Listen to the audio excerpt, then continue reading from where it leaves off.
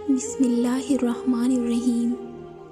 ابو ہریرہ رضی اللہ تعالی عنہ سے روایت ہے کہ رسول اللہ صلی اللہ علیہ وآلہ وسلم نے فرمایا، مسلمان کے دوسرے مسلمان پر 6 حقوق ہیں۔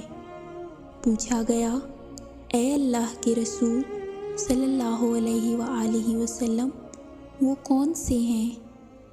آپ صلی اللہ علیہ وآلہ وسلم نے فرمایا کہ جب تم اس سے ملو تو اس کو سلام کرو، اور جب وہ تمہیں دعوت دے تو اس کی دعوت قبول کرو، اور جب وہ تم سے نصیحت طلب کرے تو اس کو نصیحت کرو، اور جب اسے چھینک آئے اور وہ الحمدللہ کہے تو اسے یرحمک اللہ کہو، اور جب وہ بیمار ہو جائے تو اس کی عیادت کرو، اور جب وہ فوت ہو جائے تو اس کے پیچھے جنازے میں جاؤ۔